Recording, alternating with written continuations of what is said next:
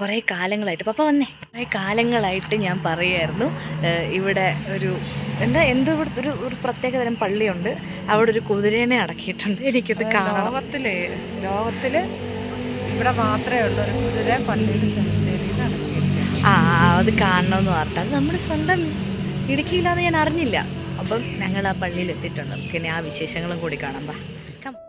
അങ്ങനെ ഒരുപാട് കാലത്തെ ആഗ്രഹത്തിൻ്റെ ഫലമായിട്ട് ഞാൻ അവസാനം ഈ പള്ളിക്കൊന്ന് പള്ളിയിൽ വന്നിട്ടുണ്ട്. കുറേ കാലത്തിന് മുൻപ് ഞാനൊരു ദിവസം ഇങ്ങനെ റീൽസ് നോക്കിക്കൊണ്ടിരിക്കുന്ന സമയത്ത് അതിലൊരു വീഡിയോ ഇങ്ങനെ വരികയാണ്. അതിൽ വന്നത് ഇങ്ങനെ ഒരു പള്ളിയുണ്ട് ഇടുക്കിയിൽ. അവിടെ ഇതുപോലെ ഒരു വെളുത്ത കുതിരയെ അടക്കിയിട്ടുണ്ട്, തൻ്റെ യജമാനോട് കൂടെ ചേർന്ന് തന്നെ. അതായത് പുള്ളിക്കാരന് പ്രിയപ്പെട്ട ഒരു കുതിരയായിരുന്നു അത്.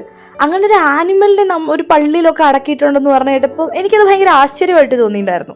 അതൊരിക്കലും നേരിട്ട് കാണാൻ പറ്റുമെന്ന് ഞാൻ വിചാരിച്ചിട്ടുണ്ടായിരുന്നില്ല. അങ്ങനെ ഞാൻ ഇതിനെക്കുറിച്ച് കൂടുതലൊന്ന് അന്വേഷിച്ച് വന്ന സമയത്താണ് ഞാൻ മനസ്സിലാക്കുന്നത് ഇത് നമ്മുടെ സ്വന്തം ഇടുക്കിയിലാണെന്നുള്ളത്. സ്ഥിരം ഞാനൊരു ഇടുക്കിക്കാരിയായിട്ടും എനിക്കത് അറിയത്തില്ലായിരുന്നു.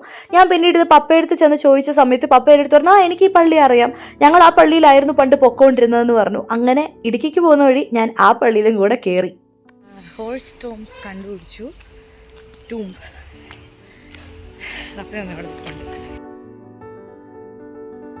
അങ്ങനെ കഥയാണോ യാഥാർത്ഥ്യമാണോ എന്നറിയാത്ത ആ ഒരു സംഭവം ഞാൻ കണ്ടെടുത്തു. അതാണ് നമ്മുടെ ഈ ഡൗണി, വൈറ്റ് ഹോഴ്സ്. അതിനെ അവിടെ അടക്കിയിട്ടുണ്ട് എന്നുള്ളൊരു കാര്യം ഭയങ്കര സർപ്രൈസിങ് ആയിരുന്നു കേട്ടോ, അതും കുട്ടിക്കാലത്ത്. ആ ഒരു കുതിര എൻ്റെ പപ്പയും മമ്മിയും.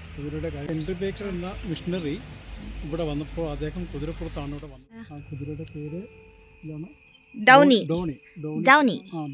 ആയിട്ടാണ് വന്നത്. അന്ന് കുറേ സഭകളൊക്കെ ഇവിടെ സ്ഥാപിച്ചു, സ്കൂളുകളൊക്കെ സ്ഥാപിച്ചു. അവസാനം ആ കുതിര ഇവിടെ തന്നെയാണ് മറവ് ചെയ്തത്. ആ കുതിരയാണ് ഈ കുതിര. പുള്ളിക്കാരൻ്റെ പ്രിയപ്പെട്ട കുതിരയായിരുന്നു അല്ലേ.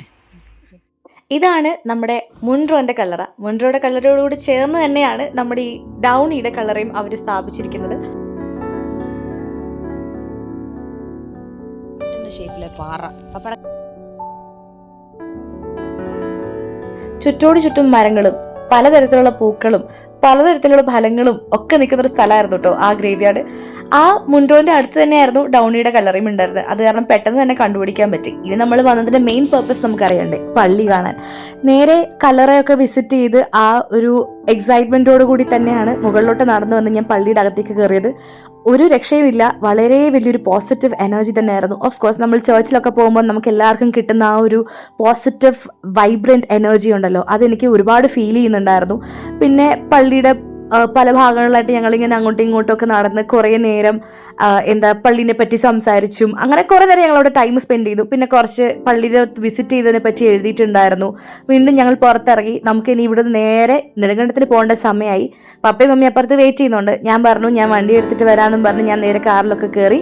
നമുക്കിനി വണ്ടിയൊക്കെ എടുത്ത് ബാക്കി യാത്രയൊക്കെ ആസ്വദിച്ച് നമുക്കിനി നേരെ നെടുങ്കണ്ടത്തേക്ക് പോകാം. This is like a dream come true. ഞാൻ ഒരിക്കലും പ്രതീക്ഷിച്ചിട്ടുണ്ടായിരുന്നില്ല ഇത്രയും നല്ലൊരു വ്യൂ എനിക്ക് കിട്ടും ഇന്ന്. അങ്ങനെ ഒരു സൺസെറ്റ് ഒക്കെ കണ്ട് നമ്മൾ നേരെ ഇടുക്കിയിലോട്ട് യാത്രയായി.